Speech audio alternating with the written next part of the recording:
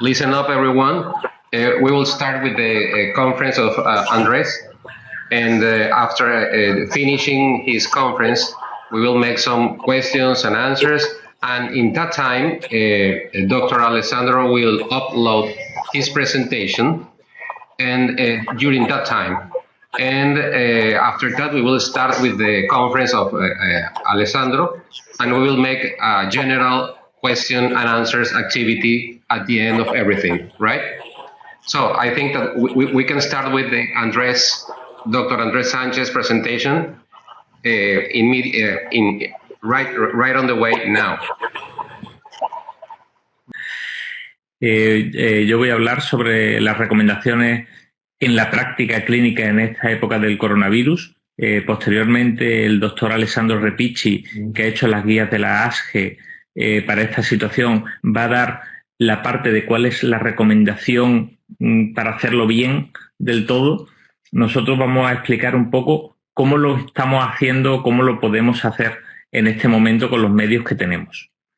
¿Qué indicaciones estamos utilizando nosotros ahora mismo? Como indicación urgente, hemorragia digestiva alta, hemorragia digestiva baja, pacientes con un cuerpo extraño, CPR por una colangitis, una colocación de prótesis en paciente obstruido. Y como no demorable, estamos incluyendo los pacientes en programas de esclerosis de varices, en programas de dilataciones, pacientes con una alta sospecha de neoplasia y también los pacientes con alta sospecha de enfermedad inflamatoria o en los que tienen una enfermedad inflamatoria ya diagnosticada sintomática y en los que la endoscopia puede conllevar una posibilidad de cambio de tratamiento. Para que esos pacientes que tenemos que citar estén lo mejor posible, lo que hacemos es espaciar lo máximo entre pacientes citados, si tenemos varios, intentar que vengan máximo con un acompañante y que tengan la mayor separación en la sala de espera posible. Ahora mismo no tenemos la posibilidad ni de darle mascarilla a todo ello, ni otras medidas adicionales. Es verdad que no, y no lo estamos haciendo bien, no tenemos ahora mismo un termómetro para ir midiéndole la temperatura a cada uno, aunque sí que se les pregunta antes de venir que se mida la temperatura en casa y que en caso de tener síntomas o algo, que no vengan salvo que sea completamente necesario. Bueno, ahora vamos a hablar sobre el material de protección personal. Algunas de las sugerencias que vamos a dar se corresponden a esta situación actual de escasez de material en la que consideramos que debe primar la protección de los profesionales, porque si no vamos a ir cayendo uno detrás de otro. Entonces es muy importante proteger a los profesionales sobre otros condicionantes. No son recomendaciones generales y mucho menos para situaciones en las que no haya escasez y haya un abastecimiento normal. Y eso lo entenderéis ahora según lo vayamos poniendo. Mirad, así es como hacemos endoscopias nosotros ahora. Yo antes no llevaba pantalla, no llevaba mascarilla la mayor parte del tiempo y el gorro, bueno, cuando estábamos en ambiente de quirófano sí, pero en sala de endoscopia normal no. Veis que llevamos el gorro, la pantalla facial, una mascarilla normal quirúrgica porque no hay más y es lo que tenemos, entonces por eso utilizamos la pantalla, un cubrebata, por debajo la bata impermeable, esto es para que la bata impermeable no se manche porque no hay más, y el pijama y el zapato cerrado que se queda en el hospital y que tienes que limpiar primero si se ensucia en cualquier momento o como mínimo una vez al día antes de irte a casa, me refiero. Gorro. Hasta ahora se utilizaban muchos gorros de múltiple uso, que eso se quedaban ahí y, en fin, yo no sé cada cuánto se lavaban y demás. Lo mejor en esta situación es utilizar gorros de un solo uso. En caso de falta de material, pues intentar reutilizarlo, salvo que haya contacto con cualquier germen que se transmita por gota, incluido el COVID-19. Nosotros hemos hecho una pequeña encuesta, tiene ahora menos de 50 respuestas, para ver cómo ha cambiado la gente su actitud en en el uso del material de protección personal antes y cómo ha cambiado con el COVID-19. Esto es lo que la gente hacía antes. Gorro no utilizaba el 86%. Había un 10% que lo utilizaba siempre y probablemente es porque lo hacía en quirófano. Y en quirófano te obligan a llevar gorro. Ahora con el COVID-19 lo utiliza siempre casi el 70%.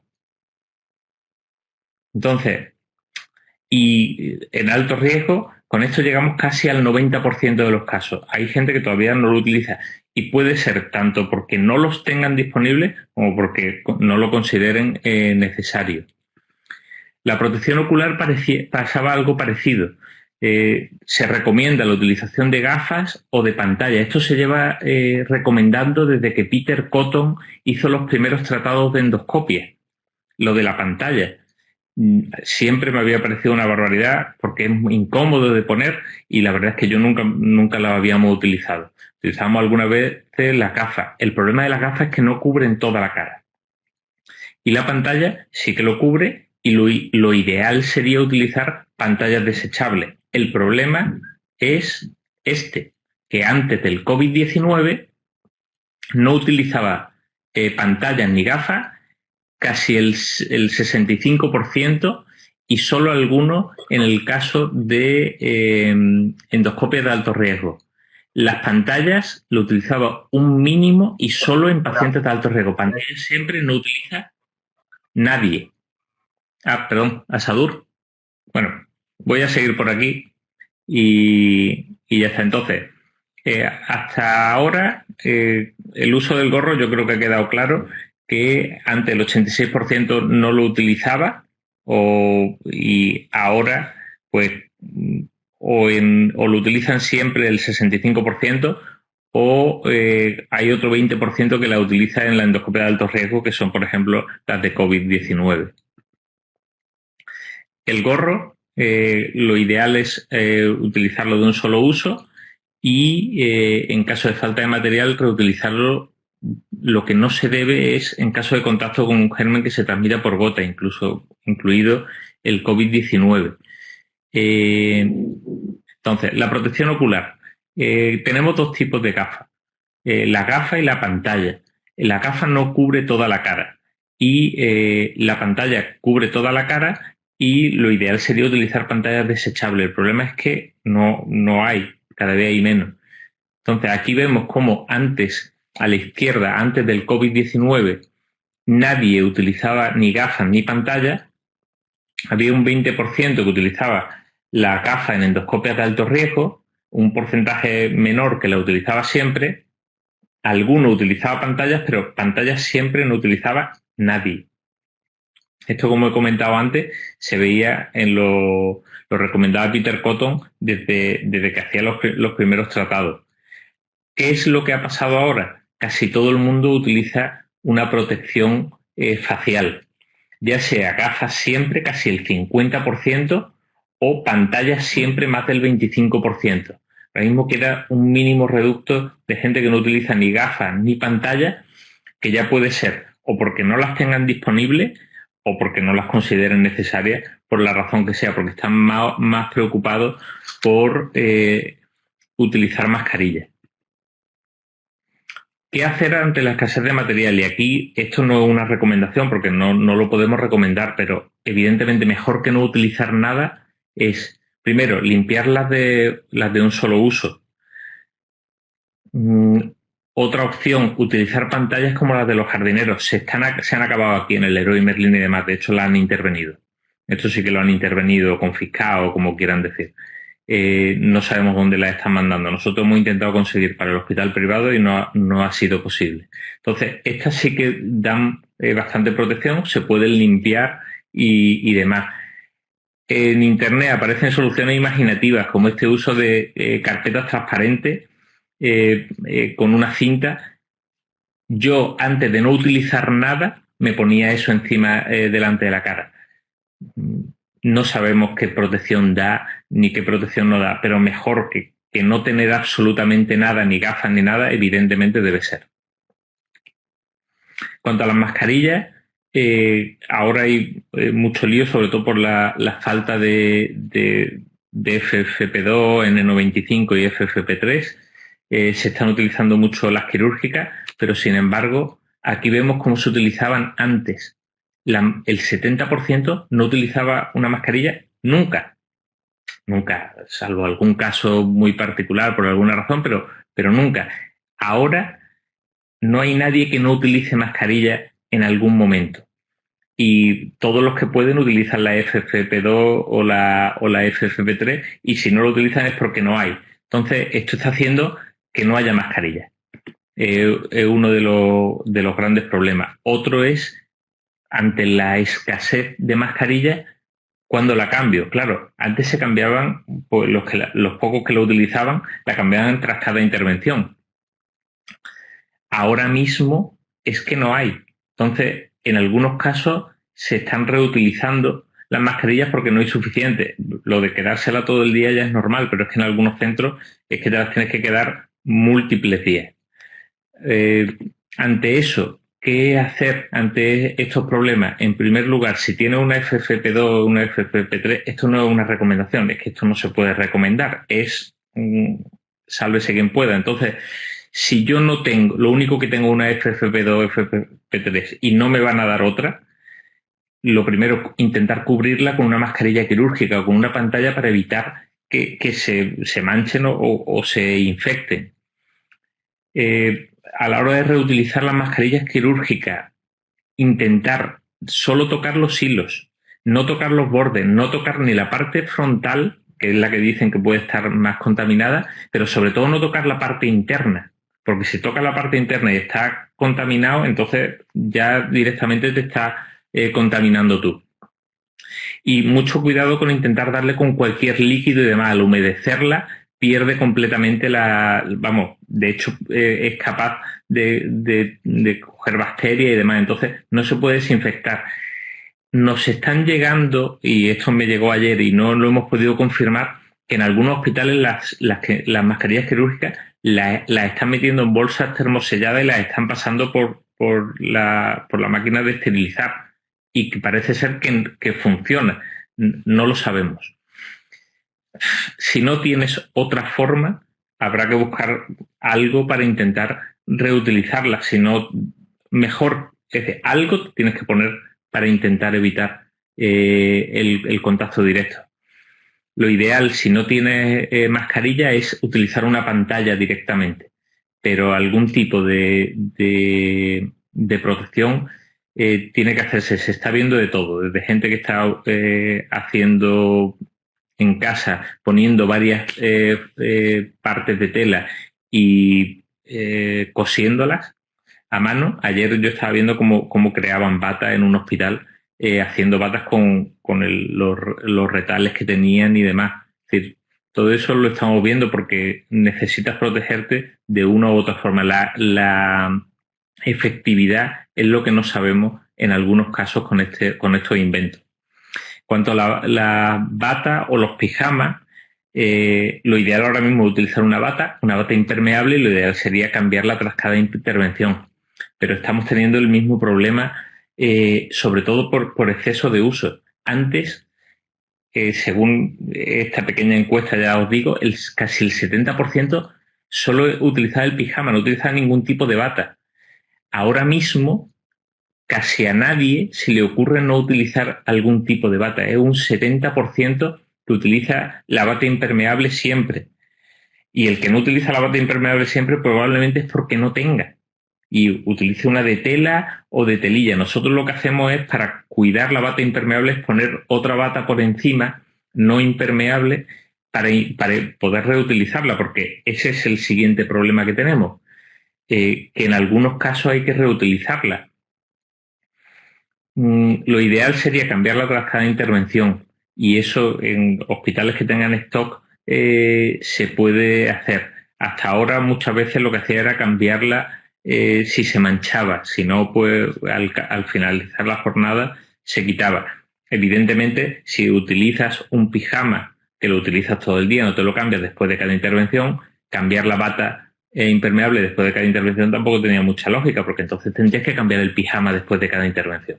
Entonces, hasta ahí asumible que si no está sucio macroscópicamente, no se cambie tras cada intervención. El problema ahora es que si no tienes, pues te veo obligado en algunos casos a mantenerla varios días. ¿Qué opciones se están tomando ante la escasez de material y para proteger el material que tenemos? Lo que comentaba, cubrir la bata impermeable con una de esas de telilla no impermeable. Utilizar delantales como los que utilizan los carniceros y demás, que son impermeables y que te pueden cubrir aunque no te cubren las mangas. Y en algún vídeo de internet lo mismo, en este caso el personal del hospital de Getafe, están utilizando bolsas de plástico que las recortan para que se puedan utilizar. En épocas de escasez pues hay que hacer lo que se pueda. Evidentemente, lo recomendado, pues utilizar la pata impermeable y siempre que se ensucien y demás, cambiarla.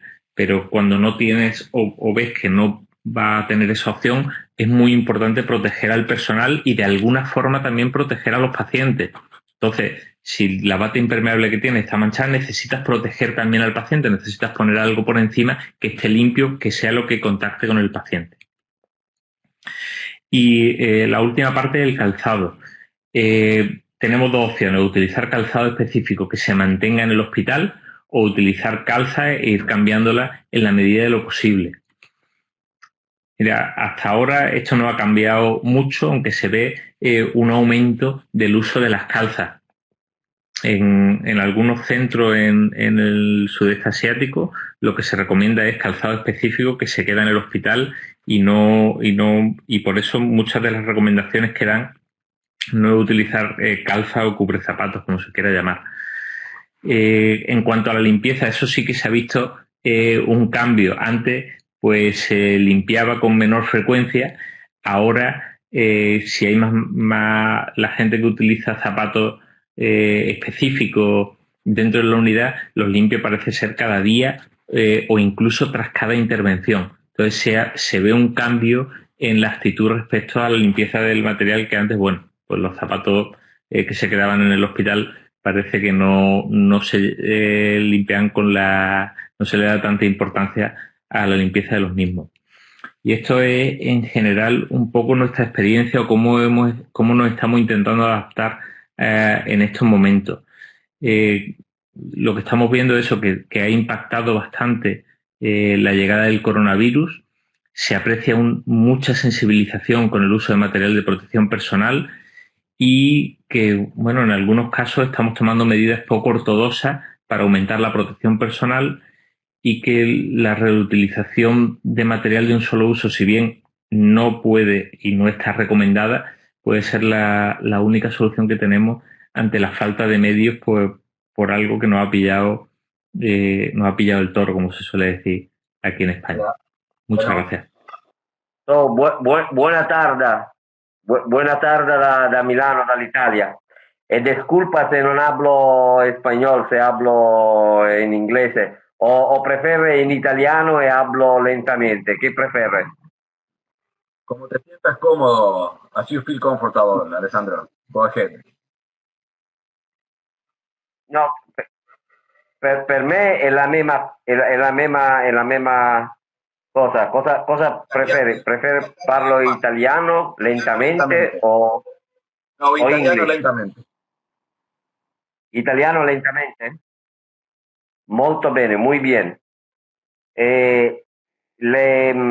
Le argomentazioni che vado a trattare saranno la pratica dell'endoscopia e i dispositivi di protezione e l'impatto della COVID nel trabajo de todos los días con i endoscopisti e con infermieri di endoscopia.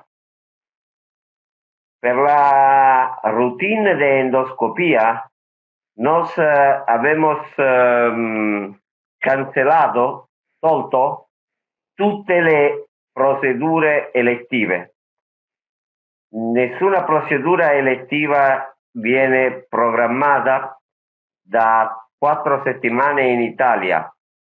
No procedure elettive, no screening colonoscopy, no follow-up, post-surgery o post-endoscopy resection, no endoscopía en preparación de altra cirugía, y noi abbiamo un numero de teléfono, un green number, che los pazienti possono chiamare tutti i giorni endoscopia, che noi tutti i giorni rispondiamo e diamo informazioni perché è stato cancellato, quando programmiamo otra endoscopia. E questo momento noi programmiamo solo urgente, este paziente che deve fare endoscopia per grave patologia come itero da tumore del pancreas o ostruzione, disfagia o sanguinamento.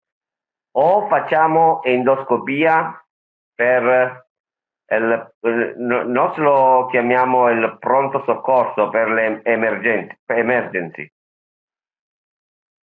Quando siamo stati informati dell'emergenza del Covid, abbiamo adottato una politica di organizzazione dell'endoscopia totalmente differente dalla normalità. Noi chiamiamo tutti i pazienti il dia ante della endoscopia e controlliamo se todos los pazientes stanno bene, hanno no febbre, no sintomi respiratori. Quando il paziente entra in ospedale, fa un triage prima dell'endoscopia e ripetiamo la pregunta sulla febbre, sintomo respiratorio e controlliamo, nosotros controlliamo la febbre, la body temperature. Il paziente può venire da solo, no accompagnatore è sconsentito di entrare dentro l'endoscopia, e quando il paziente entra in endoscopia lo spazio dedicato nella recovery è molto largo, è molto più grande, más grande della normalità, perché teniamo una distanza di 2 metri tra due pazienti. Todos los pazienti loro indossano sia la surgical mask che i guanti. Come si dice guanti? Guantes. In spagnolo? Guantes. So, todos usano i guantes e la mascherina. E tolgono mascherina solo durante la procedura endoscopica. E noi stratifichiamo il rischio della infezione per la diffusione durante endoscopia in 3 grandi classi di rischio: basso rischio, medio rischio e alto rischio. E questa diapositiva dice come bisogna fare la classificazione per predire, per organizzare il risk stratification in 3. Per alto rischio noi consideriamo pazienti che hanno almeno un sintomo, febbre o tosse, o sono state in stretto contatto con un Covid positive, o arrivano da un'area che nosotros consideriamo ad alto rischio. Questo è un discorso muy difficile perché tutto il mondo è alto rischio ora. Però nella in ciascun paese ci sono aree con più infezione e aree con meno infezione. I pazienti che arrivano dalle aree con molta incidenza di infezione noi li consideriamo ad alto rischio. Se los pazientes arrivano a Milano dalla parte sud dell'Italia dove non c'è infezione, noi li consideriamo a basso rischio. Così il suggerimento è di stratificare il rischio sulla base della incidenza dell'infezione del Covid nell'area geografica. Io penso che Andres ha fatto una bellissima presentazione sui PPE e come usare i PPE, e molto importante per me è la parte della rimozione, come quando tu devi take out i PPE, perché è molto importante seguire un protocollo per la rimozione di PPE, perché durante la rimozione dei PPE c'è un rischio molto muy elevado de contaminación. Por favor, mucha atención cuando rimuovete i PPE, perché esto è uno dei momenti más peligroso per il medico e per l'infermiere nel rischio di prendere l'infezione. Queste sono come noi usiamo i PPE sulla base del basso rischio, medio rischio o alto rischio. Noi usiamo mascherina FFP3 o N95 per alto rischio e per upper GI nel medio rischio. Per lower GI nel medio rischio non usiamo questa mascherina, ma usiamo la surgical mask. Come facciamo pazienti Covid positive? E Covid positive, quando arrivano in endoscopia, hanno area isolata e fanno endoscopia solo in una room, una stanza, solo un ambiente, e per la endoscopia del Covid è una negative pressure room. E in questo ambiente solo endoscopio e respiratore e generatore della erbe. Non c'è niente altro, perché il rischio è che se la stanza ha molte furniture, mobili o attrezzature, pulire tutte le attrezzature è molto difficile se hai tante cose nella stanza. Per questo utilizziamo solo strumenti essenziali nella stanza per il Covid positive.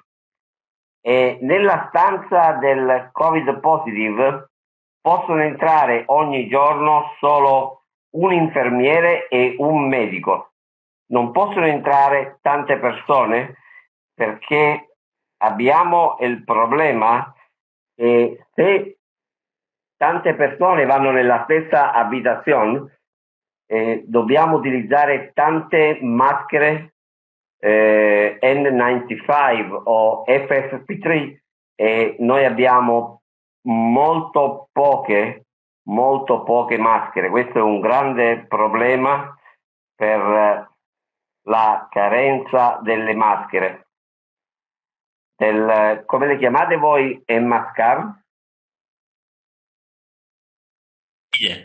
Me Hola. Mascarilla. Can you hear me? Mask? Ok. Questa è una diapositiva, una slide molto importante.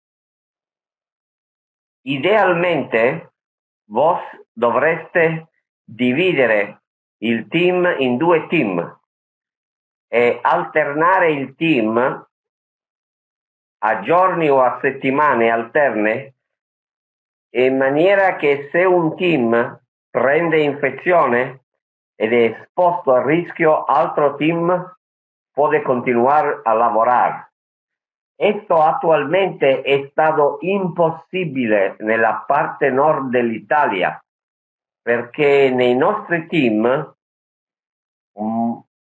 infermieri e dottori sono stati collocati a fare i medici nelle emergenze e nel pronto soccorso. Quindi nel mio dipartimento solo 2 medici e 4 infermieri. Originariamente noi eravamo 10 medici e 14 infermieri. Todos rimanenti infermieri e medici sono tutti impiegati in altre parti dell'ospedale per Covid positive e per emergenza. Quando è possibile, nel tuo team, per favore, considera dividere il clinical workforce, 2 team, e riduci al massimo l'esposizione del team al rischio del virus. Nosotros abbiamo anche regole molto strette per il comportamento dentro l'endoscopia.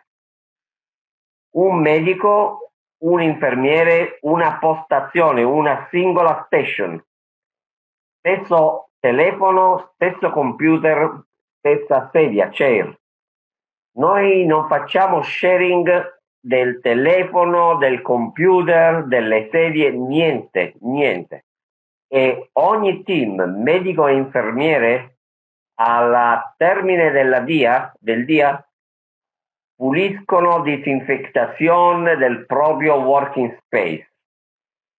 E raccomandazione veramente importante nel nostro team è usare in maniera appropriata la maschera N95 ed evitare di usare troppe maschere perché non abbiamo disponibilità delle maschere. Per lo scope disinfection il virus se pulisce bene dall'endoscopio con la disinfezione tradizionale, giusto follow the strict guidelines. Nosotros abbiamo discusso col team de rinforzar il concetto di seguire le linee guida e tutti gli steps, manual, cleaning e wash machine, tutto deve essere fatto molto bene per evitare di contaminare endoscopi o personale. E quando noi facciamo endoscopia ai Covid positive, noi disinfettiamo gli endoscopi al termine del dia in un momento, in un time dedicato. Le 2 horas al termine della dia sono dedicate, le ultime 2 horas sono dedicate esclusivamente per il cleaning degli endoscopi usati per i Covid positive. Esta è la mia ultima slide. Noi abbiamo i dati dei 44 ospedali nella zona rossa, nella parte nord dell'Italia, e il 4,8% del medico e delle infermiere delle endoscopie di questi 44 ospedali sono diventati Covid positive. 90% dei Covid positive dei medici e infermieri è stato ricoverato in ospedale per sintomi respiratori e 2 medici e un infermiere è stato ricoverato in ICU per ventilation. Di tutte le infezioni dei medici e degli infermieri, solo 3 sono state trasmesse dentro l'endoscopia. e rimanenti delle infezioni sono state contratte prese al di fuori dell'endoscopia. E noi sappiamo, abbiamo anche il dato di quanti Covid positive endoscopie sono state richieste e eseguite in Italia da inizio di febbraio, e fino ad ora 42 procedure di pazienti Covid sono state eseguite, 18 upper GI,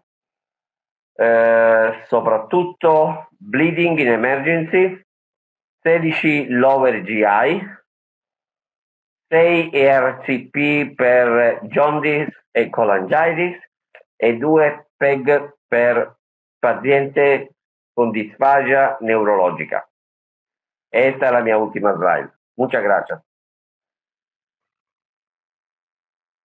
Perfecto. So, thank you very much. Muchas gracias, Alessandro.